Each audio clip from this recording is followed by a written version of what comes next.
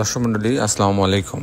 Green আর্কিটেক্টের পক্ষ থেকে আমি ইঞ্জিনিয়ার টুটুল আপনাকে অনেক অনেক অভিনন্দন এবং শুভেচ্ছা জানিয়ে আজকে মাত্র 2 কাঠা জমিতে, বাড়িটা অনেক বড় বাড়ি মনে হচ্ছে, বাড়িটা মনে হচ্ছে যে 5-6 কাঠা জমির উপরে করা, কিন্তু মাত্র 2 কাঠা জমিতে, 2 কাঠা জমি একটু বেশি আছে, আমরা 2 কাঠা জমি ব্যবহার করছি এই বাড়িটা ডিজাইন করার জন্য। তো 2 কাঠা জমির উপরে 2 ইউনিট 6 তলা বাড়ির প্ল্যান, ডিজাইন এবং এর খরচের হিসাব আমি আপনাদের মাঝে তুলে ধরার চেষ্টা করবো। দর্শক, আপনারা জানেন যে আমরা প্রত্যেকটা বাড়ির আমরা ছাদটাকে অনেক সুন্দর ডেকোরেটেড করার চেষ্টা করি এবং এখানে বাচ্চাদের বসার জন্য আলাদা জায়গা রাখা হয়, বড়দের বসার জন্য আলাদা জায়গা রাখা হয়, পর্যাপ্ত গাছ লাগানো প্রভিশন রাখা হয়, সব মিলায় বাড়িটাকে ইউনিক করা হয়। দর্শক মণ্ডলী, এই বাড়িতে পর্যাপ্ত পরিমাণে গাছ লাগানোর প্রভিশন রাখা হয়েছে, ভার্টিক্যাল গার্ডেনিংয়ের ব্যবস্থা রাখা হয়েছে, প্রচুর পরিমাণে গ্লাস ব্যবহার করা হয়েছে জানলাতে, যাতে পর্যাপ্ত আলো বাতাস ভিতরে প্রবেশ করতে পারে।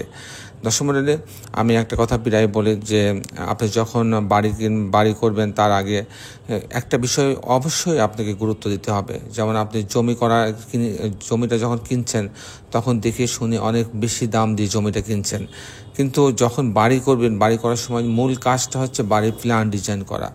যদি বাড়ির প্ল্যান ডিজাইনটা যদি সুন্দর না হয়, তাহলে কিন্তু আপনি পরবর্তীতে ওই একটা খারাপ প্ল্যান কিংবা ডিজাইনের উপরে যদি আপনি আরও কয়েক কোটি টাকা খরচ করেন, তবুও কিন্তু বাড়িটা সুন্দর হবে না। বাড়ির ভিতরটা অন্ধকার লাগবে, বাইরে দেখলে প্রথম হয়তো একটু ভালো লাগবে, পরবর্তীতে দেখবেন ভালো লাগছে না, সব মিলাই আপনি পুরা টাকাটা কিন্তু জলে যাবে।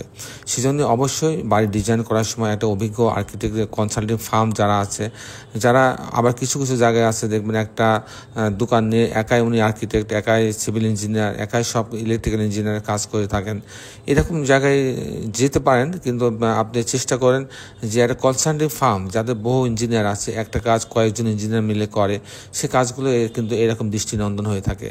কাজে চেষ্টা করবেন সেখানে কিছু টাকা যদি বেশিও লাগে, একটা ভালো কনসাল্টিং ফার্মের কাছ থেকে বাড়ির ডিজাইনটা করবেন, তাহলে বাড়িটা সুন্দর হবে।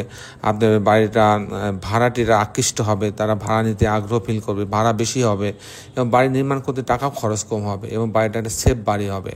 তো দশ মণ্ডলে আমি অনেক বেশি কথা বললাম, তা আপনি সবাই ভালো থাকবেন। আমি এখন আপনাকে আর্কিটেকচারাল ড্রয়িং নিয়ে যাব। আমি এতক্ষণ আপনার সঙ্গে ছিলাম, আমি ইঞ্জিনিয়ার টুটুল।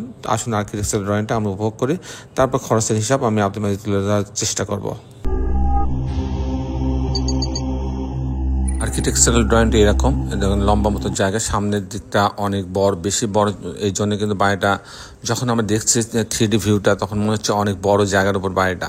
তো এই হচ্ছে মোটামুটি গ্রাউন্ড ফ্লোরের কিছু অংশ 2টা ভাগ করা হয়েছে মাঝখানে সিঁড়ি দিয়ে, পিছনে মাঝখানে সিঁড়ি দিয়ে 2টা ভাগ করা হয়েছে, 2টা বেডরুম দিয়ে, 2টা বাথরুম কিচেন দিয়ে একটা ইউনিট করা হয়েছে, একটা বেডরুম, একটা বাথরুম কিচেন দিয়ে একটা ইউনিট করা হয়েছে, আর বাকি অংশ আপনি পার্কিং জোন রাখা হয়েছে। এটা হচ্ছে এন্ট্রেন্স।